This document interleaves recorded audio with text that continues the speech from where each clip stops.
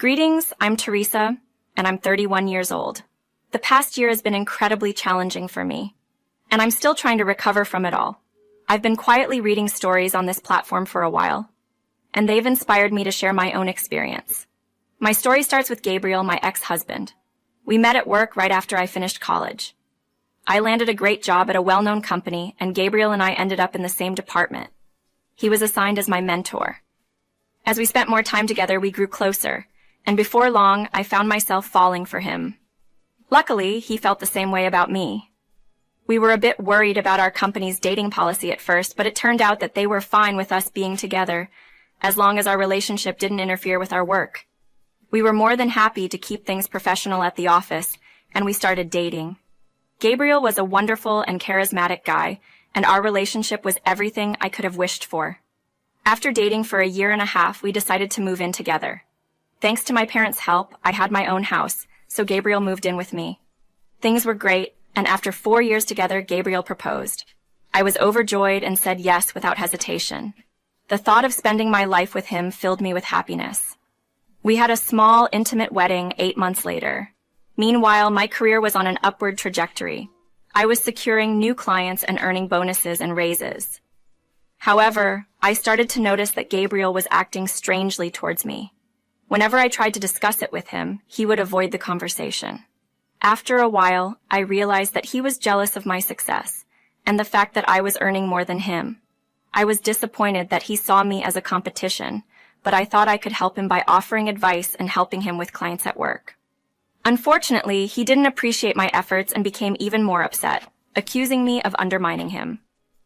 This tension escalated about a year into our marriage, after Gabriel's outburst towards me. It was a difficult period, and I've been trying to work through it ever since. Sharing my story here is a step towards healing, and I hope it might help others who have gone through similar experiences. In the months that followed, I threw myself into my work like never before. Our boss had announced a promotion was on the line for whoever could secure the most clients. I was determined to win that promotion, hoping it would make life easier for Gabriel and me. On a day filled with the usual hustle, something extraordinary happened. At the end of my shift, my boss called me into his office to deliver some incredible news. I had earned a promotion. Elated, I couldn't wait to share this with Gabriel, who had taken the day off and was unaware of the day's events. Upon arriving home, I was welcomed by the aroma of a delicious meal Gabriel had prepared. "How was work today, sweetie?" he greeted me, his efforts to make a special dinner evident. "It's been great, and I've got some exciting news we need to celebrate. So, I picked up a fine bottle of wine," I replied, eager to see his reaction. "That's quite the bottle. This must be big news. Spill it," Gabriel encouraged, his interest piqued. I shared the news of my promotion, the big one everyone at work had been vying for. His response was mixed. "We're going to be rolling in money," he said, but I could sense a hint of surprise and perhaps disappointment in his tone. I explained how I had given my all these past few months, leading to my exhaustion but ultimately paying off. Gabriel's reaction was bittersweet. While he tried to hide it, it was clear he felt a pang of jealousy for not being the one promoted. "It shouldn't matter who got the promotion, Gabriel. We both benefit from it, right? My achievements are yours too," I tried to reason, hoping to shift the focus to celebration rather than competition. Gabriel paused, then brightened up with an idea. "You're right. Let's not just celebrate. Let's throw a massive party for your promotion. We'll invite our families, colleagues, and even the bosses." His suggestion caught me off guard. "Are you sure? Wouldn't that make you feel worse?" I asked, concerned about his feelings. But Gabriel was adamant. "I'll be fine. It's time for us to celebrate your hard work, and I think I've got the perfect gift for you too," he assured me, brushing aside any hint of resentment for a gesture of genuine love and support. His willingness to celebrate my success, despite his feelings, was a reminder of the complex layers of our relationship, blending personal achievements with shared joy. Gabriel promised to present me with a special gift at the party in front of all our guests. Initially, I felt a twinge of disappointment because his emotions seemed to overshadow his ability to express appreciation for my achievement. However, Gabriel's enthusiasm for organizing a celebration in my honor gradually changed my perspective. Over the next few weeks, he dedicated himself to planning a grand party for my promotion. It surprised me to see him so involved and not showing any signs of jealousy, and I was thankful for his support. Gabriel often stepped out to plan the event in secret, wanting to keep the details a surprise. He spent a lot of time at his mother's house discussing the arrangements. Gabriel's mother, Alice, and I had a pleasant relationship. Though we weren't very close, she was a kind person. On the day of the party, Gabriel was running late due to a last-minute surprise he was arranging. He instructed me to head to the venue first, where Alice would meet me. I was astounded by the venue's transformation. The hall was beautifully decorated, and the warm welcome from everyone, clapping as I entered, was truly overwhelming. During the party, while chatting with a colleague, Alice accidentally spilled her wine on my dress.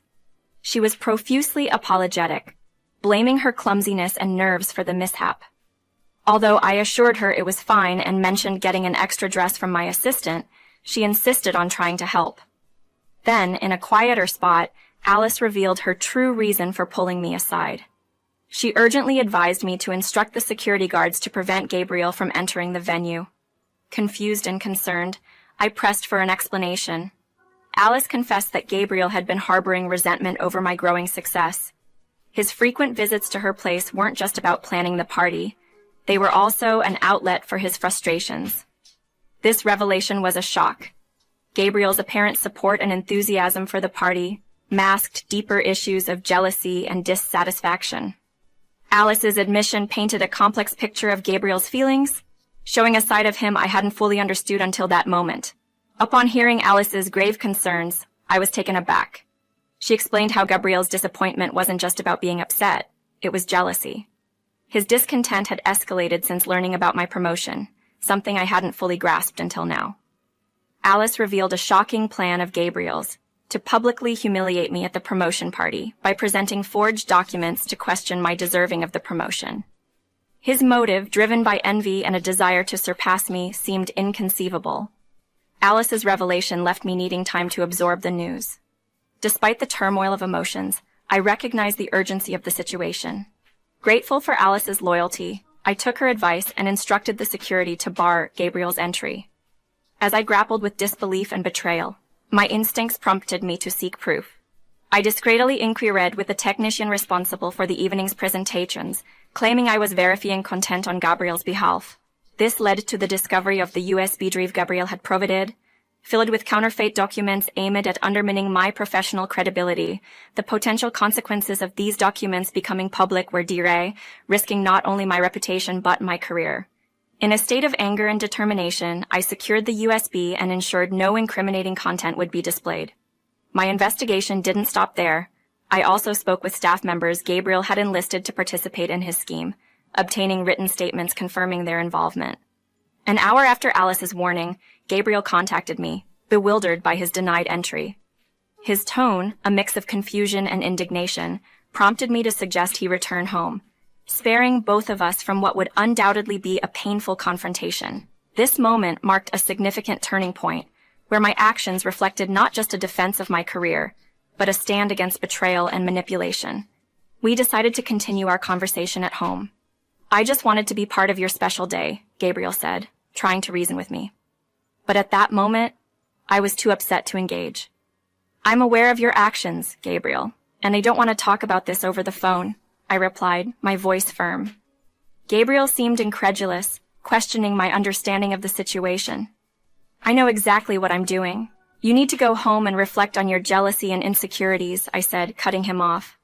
Despite his protests and feigned ignorance, I confronted him about the sabotaging plans I had uncovered, especially the damning evidence on the USB meant for the projector.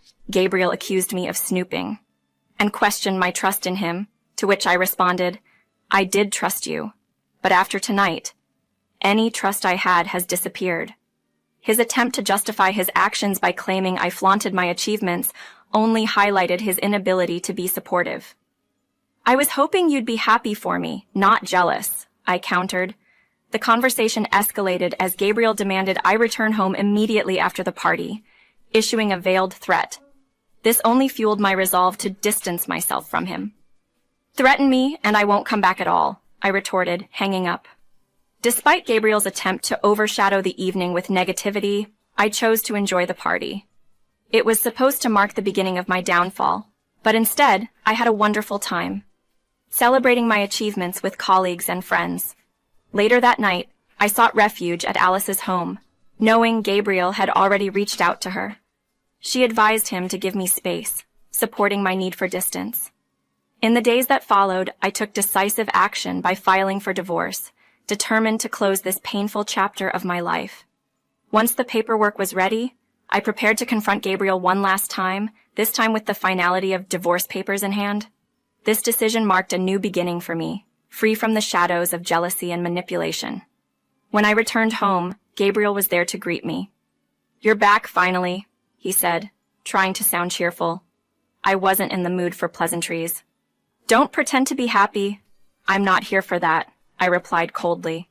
Gabriel attempted to apologize, claiming he truly missed me and regretted his actions. But his apology felt hollow. "You think saying sorry is enough? You tried to ruin both my career and reputation because of your jealousy and insecurity," I confronted him. Gabriel's excuse was that he was in a bad place mentally, but that hardly seemed like a justification for his actions. He claimed to be struggling because I was receiving recognition for our work, despite us being in the same department.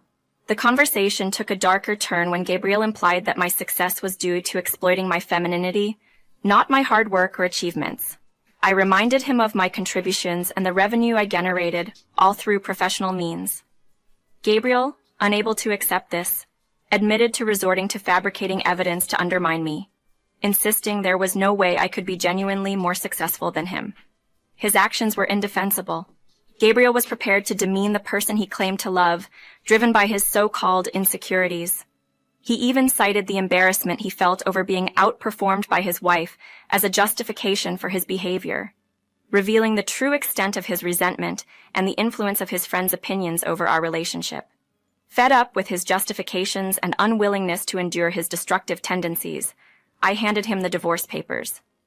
Gabriel's plea, framing his betrayal as a single mistake, did nothing to sway me. His lack of genuine remorse and failure to recognize the severity of his actions made it clear he hadn't grasped the depth of his wrongdoing. His priorities were misplaced, valuing his ego over our relationship, which was far from the foundation of a healthy partnership. After Gabriel's harsh words and threats, I realized I couldn't bear any more. His inability to see the wrong in his actions was baffling. He saw his attempts to sabotage my career as a minor mistake. I quickly gathered my belongings and headed to Alice's house, but not before informing Gabriel he had 2 weeks to move out of my place. I wasn't particular about where he went, as long as he wasn't there anymore.